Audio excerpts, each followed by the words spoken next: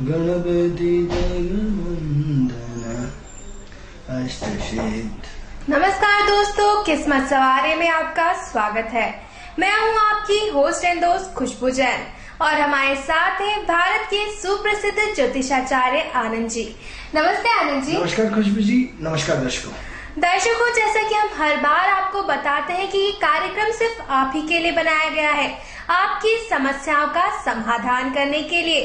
तो तुरंत फोन उठाइए और हमें फोन लगाइए और अपनी समस्या का समाधान जानिए कि कैसे आपकी समस्या का समाधान हो सकता है पूजा पाठ के थ्रू, या पंडित आनंद जी हमें बताएंगे कि कब होगा आपकी समस्या का समाधान।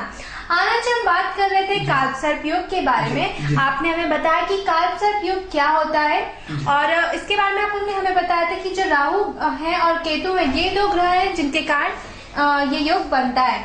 तो किस तरीके से राहु के कारण कालसर्प योग मतलब निवारण किया जा सकता है? जैसे कि कल हम लगातार अपने एपिसोड में आपको 2 दिन से बता रहे हैं कि कालसर्प योग का मुख्य अर्थ है राहु एंड केतु। ठीक है। अब राहु का संबंध हम बार बार किससे बता रहे हैं? शिव से।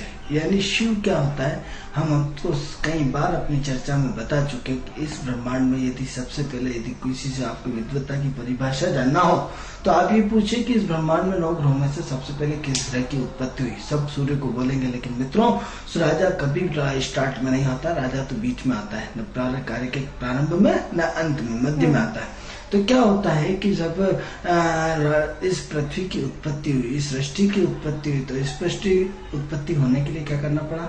हमने सबसे पहले ध्यान करा, हमने कल्पना करी। किसी भी काम के लिए क्या करते हैं हम? कल्पना करते हैं कि हमें इंजीनियर बनना है, हमें डॉक्टर बनना है, हमें विदेश जाना है, हमें मकान लेना है, हमें ये करना है, हमें लैपटॉप लेना है, हमें ऊंचा वाला मोबाइल। क्या करते हैं? सबसे पहले कल्पना करते हैं। हमें शादी करना है। आपने कल बताया था कि राहु जो होता है वो इमेजिनेशन है। तो क्या होता है कि हम किसी भी चीज के लिए सबसे पहले क्या करते हैं? कल्पना करते हैं। अब कल्पना तो भगवान ने भी सबसे पहले कल्पना करी, किसके माध्यम से? राहु के माध्यम से। 9 ग्रहों का प्रारंभिक सबसे पहला ग्रह है वो है राहु। एंड वाला ग्रह क्या होता है? जब व्यक्ति की मृत्यु हो जाती है तो मोक्ष में चला जाता है, समाधि में चला जाता है, उसको हम केतु कहते हैं। तो प्रारंभ और अंत किसी भी चीज के 2 ही चीज होती है, जो हम बार बार आपको बता रहे हैं। हमने हमारी रिसर्च में सिर्फ 2 ही ग्रह बनाए जिसे राहु एंड केतु कहते हैं। 7 तो जो डे 7 है, तो 7 में तो पूरा समाहित है कि उसका प्रोसेस फाइल क्या होती है। अब प्रश्न ये उठता है कि इस राहु को और क्या क्या कर सकता है। तो राहु ने क्या करा? ब्रह्मांड में सबसे पहले आपने कल्पना करी। तो कल्पना करी तो क्या हुआ? सबसे पहले आपके विचार आए कि मुझे क्या करना है, मैं क्या हूँ। यदि आपको अपने जीवन में आगे बढ़ना चाहते हैं, जीवन में प्रगति करना चाहते हैं, तो सबसे पहले अपने आप से पूछना पड़ेगा, आपको राहु से पूछना पड़ेगा, राहु से परमिशन लेना पड़ेगी कि मैं क्या हूँ, मैं क्यों आया हूँ, मैं किस लिए आया हूँ, मेरा उद्देश्य क्या है, मैं अपने आप से क्या चाहता हूँ, मैं अपनी सृष्टि से क्या चाहता हूँ, अपने परमात्मा से क्या चाहता हूँ, अपने परिवार से क्या चाहता हूँ, परिवार के लिए चाहता क्यों हूँ, क्यों अपने लिए चाहता हूँ, क्यों परिवार के लिए चाहता हूँ, दूसरे के चाहने से मुझे क्या मिला, अपने चाहने से क्या मिला, त्याग से क्या मिला, देने से क्या मिला, लेने से क्या मिला, हर चीज का एक्शन और रिएक्शन के करने से क्या मिला। यानी राहु जो है अपने आप में सबसे पहले ये कि मैं क्या हूँ, मेरा वजूद क्या है, मेरा जन्म क्यों हुआ है, मैं जन्म जन्मांतर क्यों भटक रहा हूँ, मुझे इतने दिन कष्ट में क्यों जीना पड़ा, आज मुझे सुख क्यों मिल रहा है, आज मुझे दुख क्यों मिल रहा है, कल मुझे पैसे क्यों मिले, आज मुझे पैसे क्यों नहीं मिले, कल मेरी यात्रा खूब हुई, मेरी आज यात्रा क्यों हुई, आज मंदिर क्यों गया, कल मैं मंदिर क्यों नहीं गया, किस दिन मंदिर के लिए क्यों मुझे जगदीश करते हैं। कभी कभी इच्छा ही नहीं होती कि भगवान के मंदिर के सामने से निकल जाते हैं और भगवान के मंदिर में पैर भी नहीं रखते हैं। कई बार हम भगवान को बहुत आनंद जी, आपने इतने सारे सवालों के जवाब अगर हमें पता होते तो हम उसका निराकरण तो कर ही लेते, बट आम आदमी को इतने सारे सवालों का जवाब तो पता ही नहीं होता है। तो वही हम अध्यात्म का जो शिखर है, हम कल्पना करते हैं कि हमें अध्यात्म गुरु करें। हमने भारत ने कल्पना करी कि ऐसा साफ सुथरा छवि का प्रधानमंत्री होना चाहिए। हमने कल्पना करी वर्षों से कि एक बार बीजेपी को मौका मिलना चाहिए। हमने कल्पना करी कि एक बार सामर्थ्य पूरी सरकार पूरे अपने बीजेपी को पूरी अपनी वोटों के साथ, पूरी अपनी संपूर्ण सीटों के साथ पूर्ण बहुमत में आना चाहिए। वर्षों से कल्पना करी मित्रों, जो साकार हो गई। क्या होता है कि आपकी किसी भी चीज की कल्पना आपको अपने लक्ष्य तक पहुंचा देती है। तो आपकी सबसे पहले अपनी कल्पना क्या है, अपनी सोच क्या है, अपनी विचारधारा क्या है, अपना स्टेटस क्या है, अपना जीने का अंदाज क्या है। आपकी कैटेगरी लो है या एक कैटेगरी आई है। एक आदमी चाहे मरते मर जाएगा, लेकिन वो 5 स्टार होटल से कम चाहे कर्ज में हो चाहे कुछ भी हो, वो अपना स्टेटस में कभी नहीं रखता। और एक आदमी फुटपाथ पे सोकर पे, रेलवे स्टेशन पे सोकर के, रात गुजार करके, फुटपाथ पे खाना खा करके अपनी जिंदगी को आगे बढ़ा लेता है। तो क्या होता है कि इसके लिए जरूर नहीं कि करोड़पति होने के बाद भी वो 500 रुपए की होटल कहीं दिल्ली बॉम्बे गया और रात भर रेलवे स्टेशन में गुजार देता है, 500 रुपए का रूम नहीं लेता। तो इसका मापदंड ये भी नहीं कि वो पैसे से। तो सवाल नहीं कि आपका लेवल क्या है, आपकी क्वालिटी क्या है, आपकी सोच क्या है, आप अपने खुद के लिए जीना चाहते हैं या परमार्थ के लिए जीना चाहते हैं या परिवार के लिए जीना चाहते हैं। ये सब मित्रों राहु की ही देन है। सिर्फ राहु की ही हम बात कर रहे हैं कि ऐसा ग्रह जो आपको ये बताता है कि आप स्वयंभू हैं, आप अस्तो माँ सदगमय, तमसो माँ ज्योतिर्गमय, मृत्यु माँ मृतम गए, और मतलब आप शिव हैं। क्या है? आप शिव की जो टोटल जो आपके अंदर है वो शिव का अंश है, परमात्मा का अंश है। ऐसी जो धड़कन क्या करती है, राहु का झोंका आता जाता है, आता जाता है, तो आपकी धड़कन क्या होता है, एक बार सांस गई एक बार आई, एक बार सांस गई। राहु क्या है, बिना वायर का तार है, धड़कन आती है चली जाती है, नेटवर्क आती है चला जाता है, तरंगे आती है चली जाती है, तरंगों का वाइब्रेशन बनता है बिगड़ता है, वाइब्रेशनों में ऊर्जा पैदा होती है और वाइब्रेशन में ऊर्जा खत्म हो जाती है। तुरंत आपका नेटवर्क आ गया और मोबाइल एकदम नेटवर्क उड़ गया। क्या है वाइब्रेशन, यानी दिल की धड़कन, धड़कन का पार्ट। यानी सबसे पहले किसने जन्म लिया, राहु ने जन्म लिया। राहु ने क्या करा, उस बच्चे में धड़कन पैदा करी, माँ के पेट में धड़कन पैदा करी, आपके दिलों में। एग्जाम्पल आपको बताया कि हवा का झोंका है, आप क्या होता है, एक बार आपकी हवा, तो ये क्या होता है, राहु। प्राणायाम क्या है, प्राणायाम क्या है, क्यों हम प्राण ऊर्जा बनाते हैं, क्यों हम प्राण ऊर्जा की बात करते हैं, राहु के झोंके के कारण। क्या है, बाबा रामदेव क्या है, प्राणायाम कराए, प्राणायाम राहु। क्या है, बाबा की क्या है, दाढ़ी है, दाढ़ी क्या है, राहु है। बिना राहु के इतना बड़ा स्पोर्ट खड़ा नहीं हो सकता, इतनी बड़ी मंजिल खड़ी नहीं हो सकती। इतना कम समय में, इतने कम समय में 10 साल में बाबा रामदेव ने अपने आप को शिखर तक पहुंचा लिया।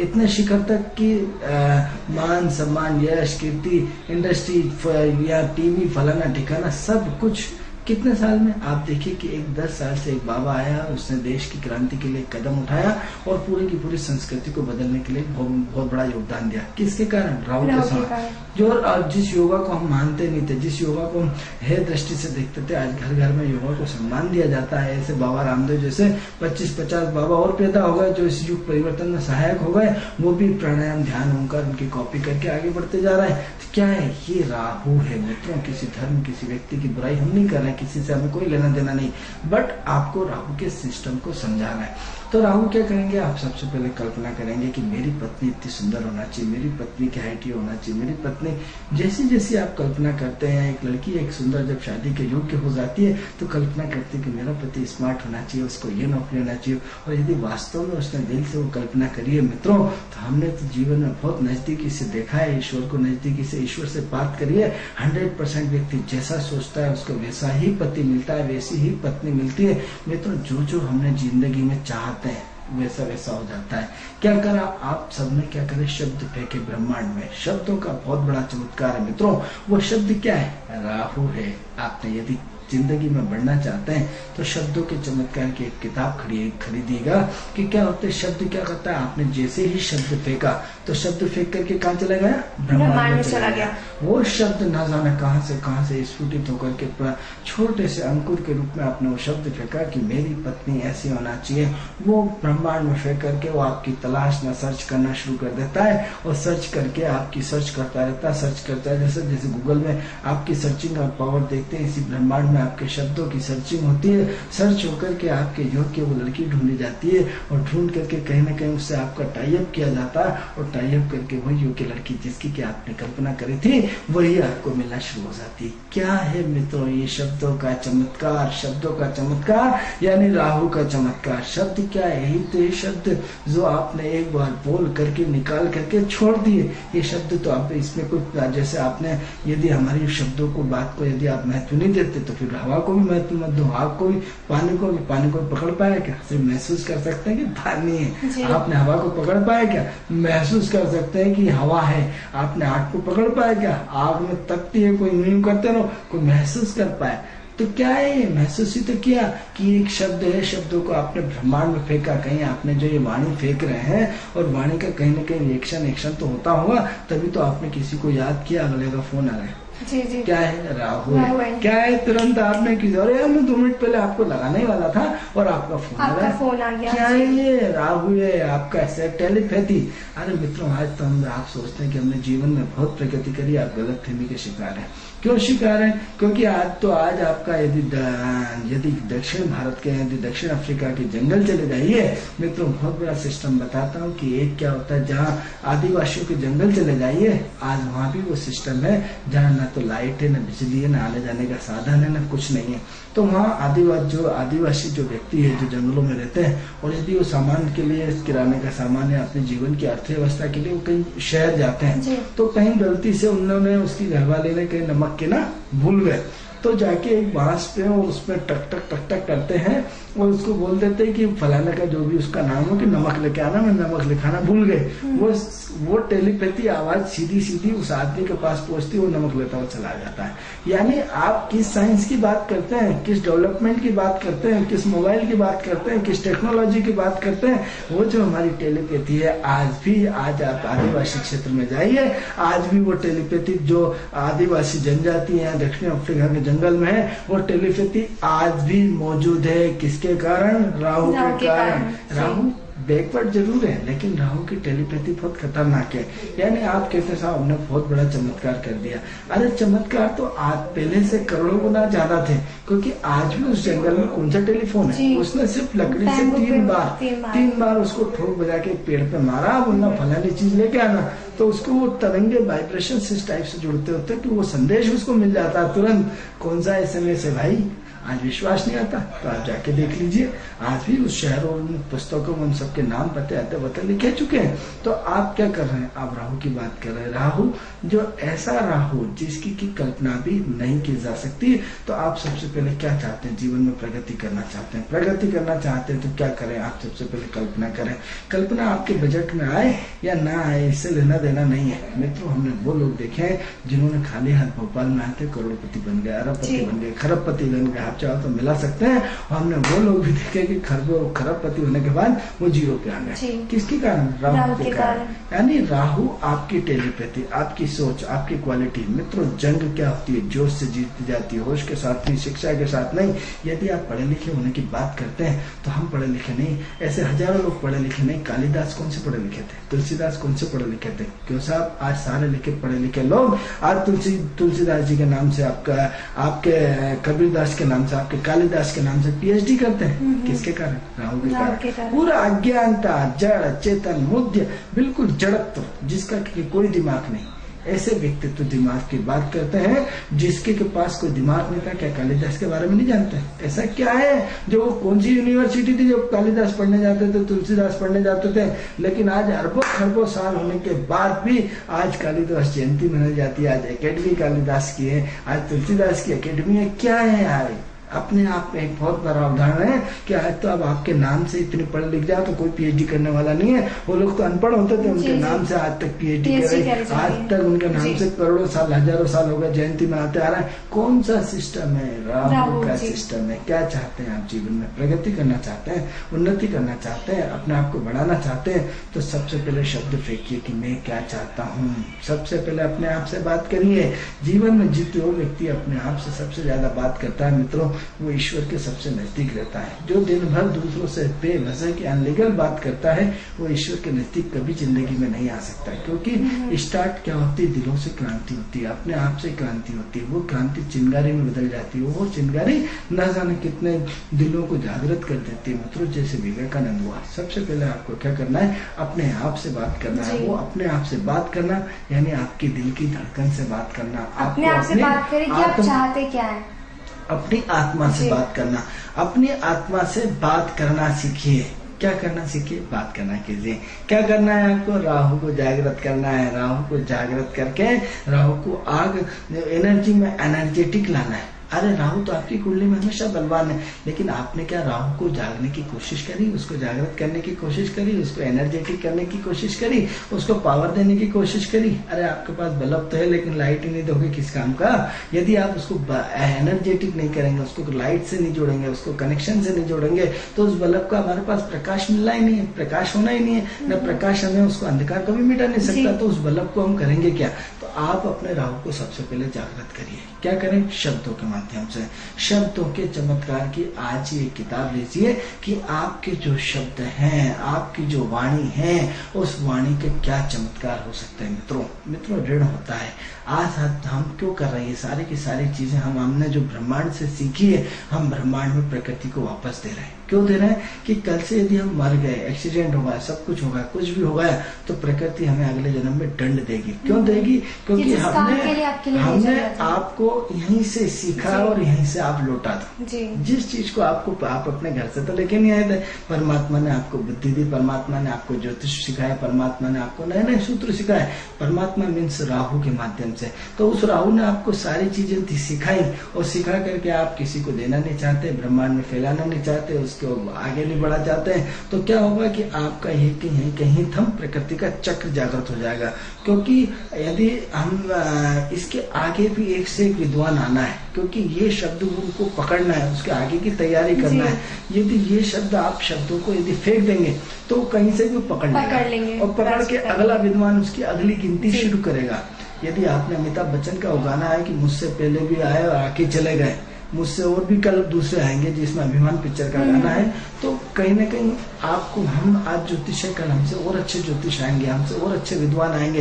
लेकिन जितना आपको ईश्वर ले जाना चाहता है उतना तो आपको चलना पड़ेगा। तो चलना पड़ेगा तो आपकी यात्रा यहाँ खत्म नहीं हो जाती। मित्रों, इस राहु को आपको आगे बढ़ाना पड़ेगा, क्योंकि कल आपकी जितना ईश्वर आपसे मदद लेना चाहता है उतनी ही मदद लेगा, उससे 1 इंच कम या 1 इंच ज्यादा। किसके कारण? राहु के कारण। तो अब फिर विषय पे आते हैं, थोड़ा सा भटक गए थे, हम क्षमा चाहते हैं। तो विषय का पार्ट एक आपको समझाना बहुत जरूरी था कि सबसे पहले अपने आप से बात करिए। किसके कारण? राहु से कारण।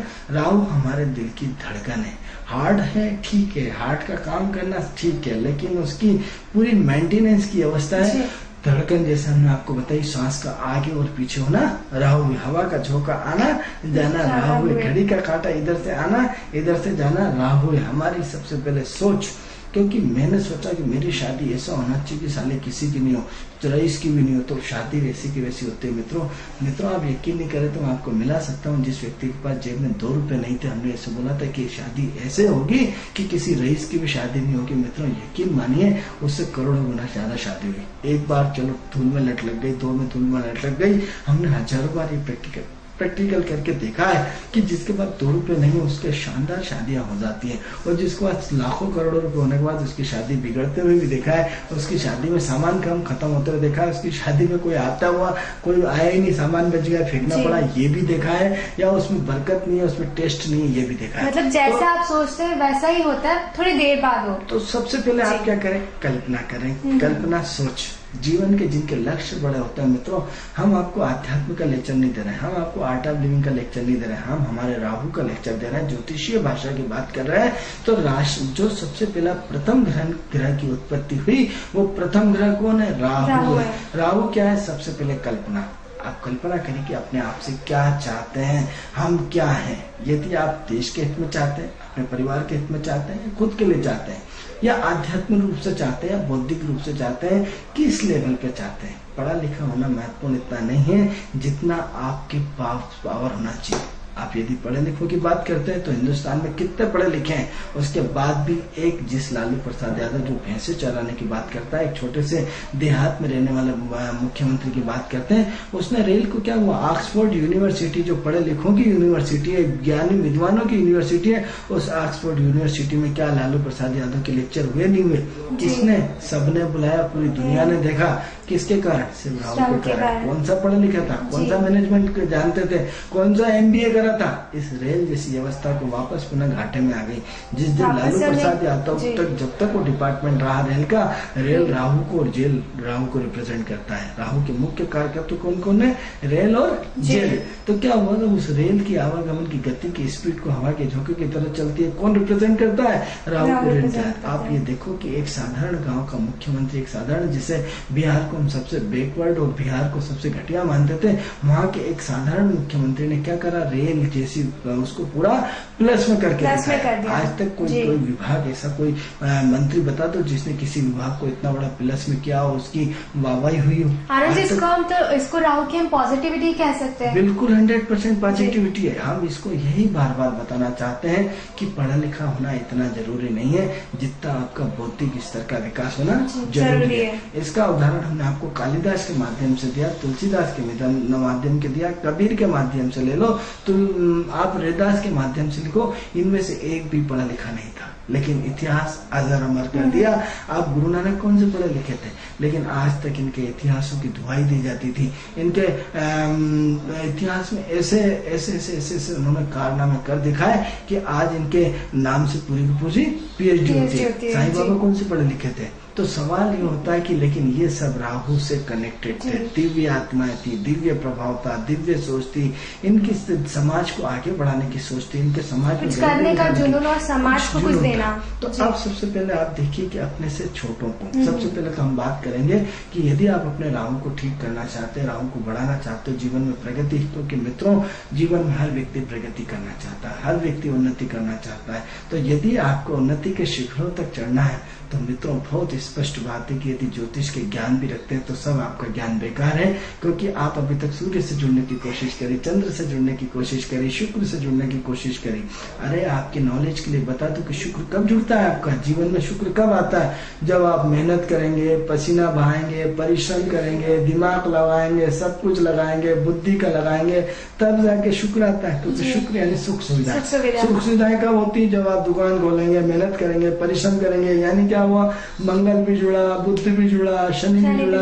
यानी एक शुक्र में कितने ग्रह? 5 ग्रह होता है। जब कब सुकून होता है? बाद में होता है। स्टार्ट में शुक्र नहीं आ जाता, पहले तो तपते हैं, चप्पल घिसनी पड़ती है, शनि को पूरी तरह अपने रात और दिन मेहनत करना पड़ती है, शुक्र तो बहुत आधे है, बाद में आता है। तो सबसे पहले जो ग्रह आता है, आपको यदि अपने जीवन में प्रगति करना चाहते हैं, उन्नति करना चाहते हैं, आप अपने शिखरों को बांधना चाहते हैं, तो सबसे पहले राहु को पकड़ लीजिए। अब पकड़ना क्या है? बिना वायर का तार है। हमने आपको कल भी गिनाया था कि 12 राशियां होती हैं, इन 12 राशियों के स्वामित्व में कहीं भी राहु और केतु नहीं है। यानी देखिए कि बिना पावर का कहीं भी पद में नहीं है, उसके बाद भी इतना पावरफुल, कहीं भी उसका 12 राशियों में नामो निशान नहीं है, उसके बाद भी 12 कोई कंट्रोल किए हुए।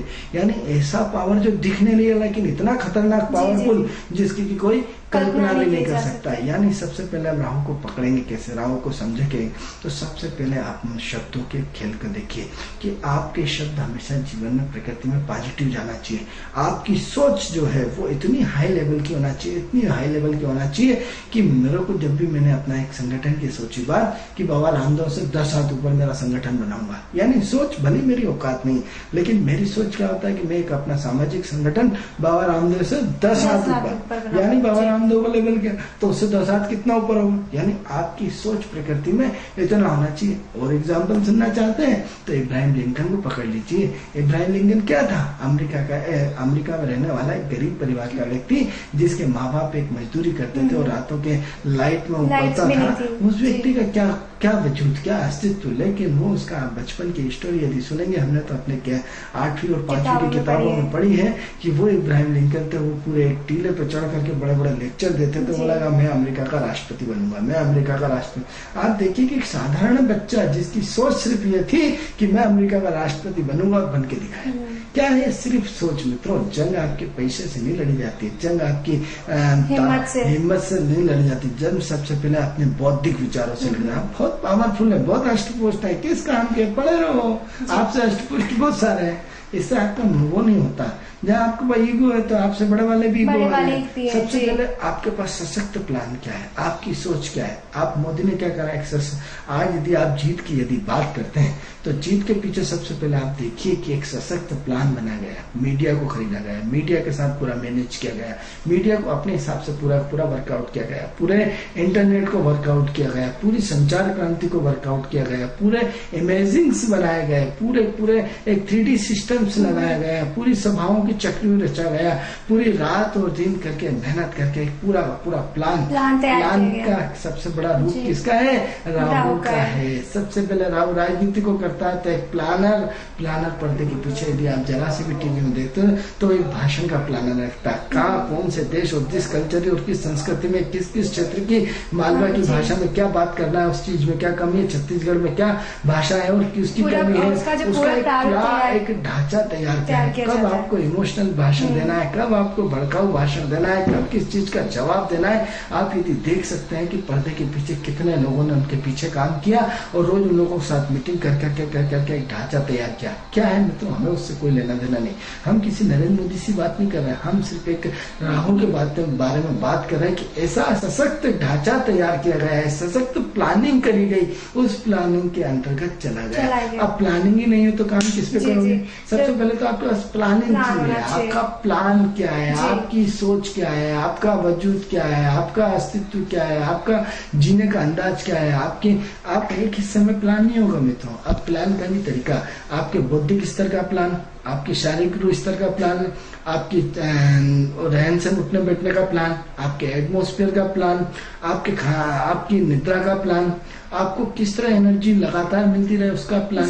एक तरह के प्लान से कुछ नहीं होता मित्रों। आंख का काम आंख को करना, दिमाग का काम दिमाग को करना, पैर को काम पैर को करना, हाथ का काम हाथ को करना, पेट का काम पेट को करना, मुंह का काम मुंह को करना, सूंघने का काम सूंघने करना। तो डिपार्टमेंट कितने सारे आपके शरीर के चेंज है, तो क्या विभिन्न डिपार्टमेंट आपके अंदर नहीं आएंगे? क्यों नहीं आएंगे? उस डिपार्टमेंट को आप क्यों नहीं सोचना चाहते हैं? उस डिपार्टमेंट को क्यों नहीं देखना चाहते हैं? जब शरीर का इतना सारा विभाजन है तो मन की प्यास कुछ हो रही, शरीर की प्यास कुछ हो रही है, आत्मा की प्यास कुछ हो रही है। शरीर क्या चाहता है? आपसे भोजन चाहता है। कौन सा भोजन? ऐसा भोजन नहीं जिसमें सड़ा गला हो, ऐसा भोजन जिसे ड्राई फ्रूट हुआ, इतना भारी वो और भरकम पिज्जा वाला भोजन नहीं। आपको क्या है? सात्विक भोजन चाहिए। जो सात्विक और अंकुरित भोजन होगा आपको जीवन में आगे बढ़ने के बल देगा। अब शरीर की खुराक हो गई। मन की खुराक क्या होता है? मन आपसे दिन भर डिमांड्स करता चाहता है, मुझे इससे अच्छा इससे अच्छा इससे अच्छा इससे अच्छा। तो आपने उस अच्छे के लिए लगातार लगे रहना पड़ेगा कि इससे अच्छा बेटर देनी है, इससे अच्छा बेटर देनी, इससे अच्छा लगातार प्रयास करने से ही आपका दूसरा दिन अच्छा होगा। बौद्धिक क्रांति, बौद्धिकता आपको ईश्वर के नजदीक ले जाएगी। आत्मा की आवाज आपको नजदीक ले जाएगी, क्योंकि आपको जब तक ईश्वरीय प्रेरणा नहीं मिलेगी तो क्या हम ईश्वर के पास बैठे हैं? क्या हम ईश्वर से बात करेंगे? मित्रों, ये सब राहु के काम बता रहा हूँ, राहु की बात कर रहा हूँ। तो राहु के जो विभिन्न पार्ट्स हैं, तो क्या है? आत्मा की आवाज को सुनना। आत्मा आपसे क्या चाहती है? आत्मा आपको कई बार भड़काती है कि मैंने जीवन के 40 साल निकाल दिए, कुछ नहीं कर पाया। अरे भाई 40 साल निकलने थे, आपके भाग्य में 40 साल तक धक्के खाने थे, तो कहाँ से हो जाता है? लेकिन उस आत्मा की आवाज को सुन रहे कि नहीं, मुझे आगे बढ़ना है। इस 40 साल की उम्र में भी मुझे अपना खांचा तैयार करना और निरंतर प्रगति करना है। मिश्रों, किसी को पहले किसी को बाद में मिलता है, घबराने की जरूरत नहीं। तो आज से ही आप सबसे पहले शब्दों की तरफ ध्यान दें कि आपके शब्द क्या है, और उन शब्दों को ब्रह्मांड में फेंके। कैसे फेंके? कि मुझे भारत का राष्ट्रपति बनना है, मुझे भारत का अगला मुख्यमंत्री बनना है, मुझे प्रदेश का अगला मुख्यमंत्री बनना है, मुझे प्रदेश का फलाना चीज बनना है, या मुझे देश से गरीबी दूर करना है, या मुझे समाज में क्रांति लाना है, या मुझे अपनी एक उद्देश्य है वो हमें डिसाइड करना है कि एक नदियों से नदियों को जोड़ना है, या मुझे किसानों की क्रांति लाना है, या मुझे मेरे पूरे प्रदेश में मुझे उसमें एक ऐसा सिस्टम चलाना है जिसमें पूरे हर घर गली मोहल्ले में नहरों इस कृषि को बढ़ाना है। क्या करना है? आपको कल्पना करना है कि मेरे हर गांव दर्शक हमारे साथ लाइन पे। हेलो, नमस्कार मैडम। नमस्कार जी, आप कहाँ से बोल रहे हैं? मैं भोपाल से बोल रहा हूँ। जी, भोपाल में कहाँ से बोल रहे हैं? भोपाल कोलार से बोल रहा हूँ। जी जी जी, बताएं आप क्या जानना चाहते हैं और किसके बारे में जानना चाहते हैं? जी, डेट ऑफ बर्थ नोट कर दीजिए। जी, 28/11/1989। 28/11/1989। हाँ, सुबह 5 बजे। सुबह 5 बजे हुआ है। मैं जानना चाहता हूँ मतलब सरकारी नौकरी के क्या मतलब चांसेस हैं और मैरिज के बारे में जानना चाहता हूँ जी कैसा जी रहेगा। जी, तो आप हमारी टीवी स्क्रीन पे देखिए, हम आपको बता रहे हैं कि सरकारी नौकरी इनको मिलेगी कि नहीं मिलेगी और लव मैरिज है या अरेंज मैरिज। तो मित्रों, बात आपकी कुंडली को हम 2 मिनट में बताने जा रहे हैं। तो सबसे पहले क्या करें, आप अपने आप से बात करें, अपने अस्तित्व को मजबूत करें। किसके माध्यम से? शब्दों के माध्यम से। आप अपने टारगेट रखिए कि आज मेरा देश गरीब है, इस देश को मुझे आगे बढ़ाना है। क्या करना है? कल्पना करना है। अब कल्पना करना है तो क्या करना है? उस कल्पना को आगे बढ़ाना है कि मेरे देश की सबसे पहला हर भारतीय नागरिक का एक ही फर्ज होना चाहिए समाज के लिए कि इस देश से गरीबी मिटाना है। गरीबी मिटाना है तो क्या करना है? इस देश की अर्थव्यवस्था को मजबूत करना है। और अर्थव्यवस्था को मजबूत करना है तो हमें हर गाँव, क्योंकि ये देश एक कृषि प्रधान देश है, और इस कृषि प्रधान देश में क्या करना है? आपको पानी को गांव गांव, गली गली, मोहल्ले में, घरों में आपको डैम बना बना के पहुंचाना है। तो क्या करना है कि हर एक गांव का आदमी, हर एक पढ़ा लिखा आदमी संकल्प ले ले, सिर्फ शब्द फेंके। मित्रों, आपको कुछ नहीं करना है, सिर्फ आप शब्द कहने की काश भगवान मेरे यहाँ से नहर निकल जाए, हे भगवान मेरे गाँव में भी डैम स्थापित कर जाए, हे भगवान यदि पानी का जल स्तर हर गली गली मोहल्ले में बच जाए तो भारत देश एक कृषि प्रधान देश है, क्योंकि रोटी तो आदमी 2 ही खाएगा। और अनाज का उत्पादन यदि, कृषि का उत्पादन यदि बढ़ा दिया जाए तो देश की तरक्की हो जाएगी। विदेशी डॉलर्स की तुलना में हमारे पूरी आर्थिक संपदा बढ़ जाएगी। सिर्फ आपको क्या करना है? आपको कुछ नहीं करना है, सिर्फ शब्दों को फेंकना है। एक शब्द लगातार फेंकना है कि मित्रों की भगवान इस देश की गरीबी हटा दो, भगवान इस देश की गरीबी हटा दो, भगवान इस घर घर में, हर गांव गांव, गली गली में नहर पहुंचा दो, भगवान हर गांव, मेरे गांव में भी ट्रेन होना चाहिए, ट्रेन निकाल दो। सिर्फ आप शब्द फेंकिए, शब्द फेंकिए। आप देखिए विगत आपके 5 साल के अंदर अंदर आपके वो शब्द इतने बड़े रूप में स्फुटित हो जाएंगे मित्रों कि जिसकी की कल्पना भी नहीं कर सकते। ये सबसे बड़ा राहु का काम है। तब इतने बड़े राहु को आप क्या करें? एक प्लानर बनाए, सिर्फ प्लानिंग बनाए। अब प्रकृति स्वयं भी करती है। हम बार बार ये कहते हैं, व्यक्ति जब अपनी ताकत पर लिख जाता है, पावर में होता है, पैसे होते हैं, तो व्यक्ति सोचता है कि साहब मैंने मेहनत करी, मैंने ये करा। जब व्यक्ति का बुरा समय आता है, भगवान की मर्जी। अरे भाई अब मेहनत करके बता ना, अब करके ऐसा बता ना। तो जब आदमी सफल होता है तो सारा श्रेय खुद को देता है, और जब असफल होता है तो उन्हें यार भगवान की मर्जी, मेरे भाग्य में यही लिखा था। तो तब वो कहाँ चला जाता है। तो इसीलिए पावर जब भी, यदि ये सब आध्यात्मिक आवश्यकता किसकी होती है? जिसका पेट भरा ना हो, पेट खाली हो। जिसका पेट भरा हो भगवान को मूर्ख समझेगा।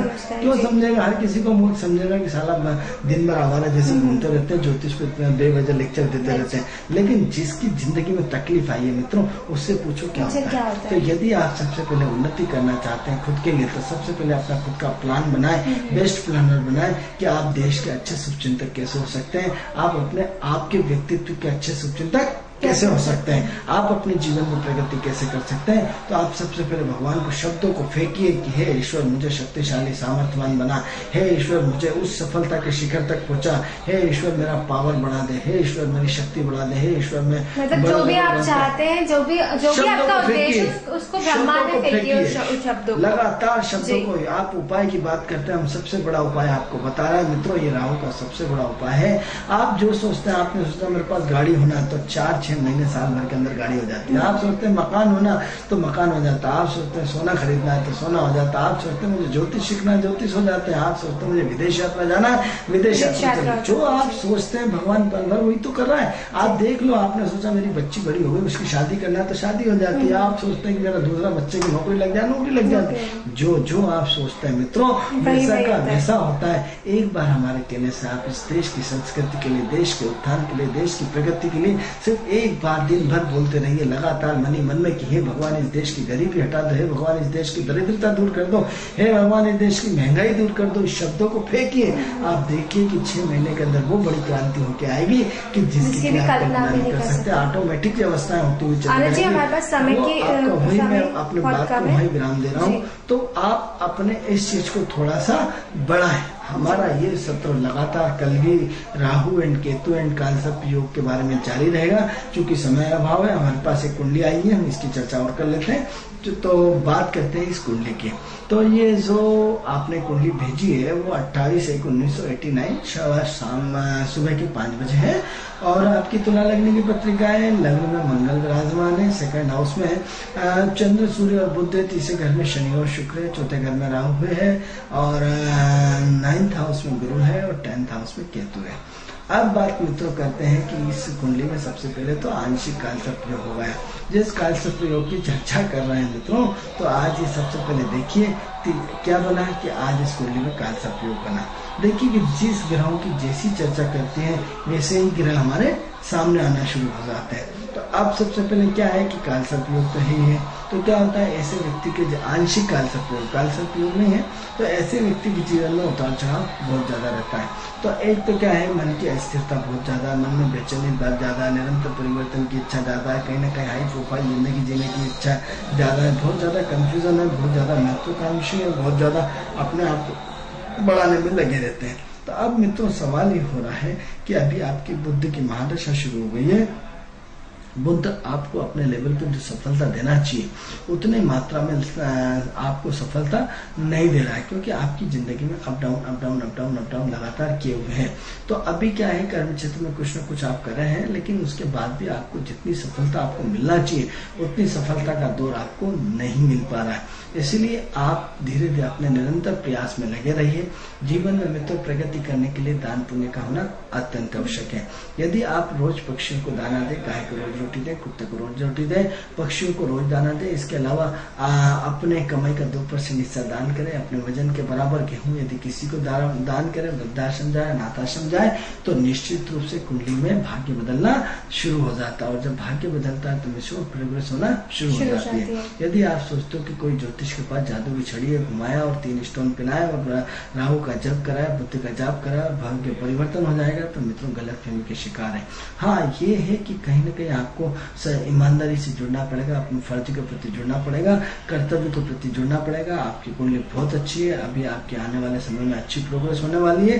थोड़ा सा अपने कंफ्यूजन को खत्म करिए, मन की अस्थिरता को खत्म करिए, थोड़ा सा रोज 5 मिनट का ध्यान प्राणायाम ओंकार करिए, तो निश्चित रूप से आपको सफलता मिलेगी। सरकारी नौकरी के क्या चांसेस हैं? देखिए ऐसा है कि सरकारी नौकरी तो अभी मुझे काफी विलंब दिख रहा है। अभी मुझे ऐसा कुछ महत्वपूर्ण रूप से कहीं ऐसा दिख नहीं रहा कि इसमें कहीं अभी सरकारी के योग बने हुए हैं, लेकिन कहीं न कहीं इनको ट्राई करता रहना चाहिए।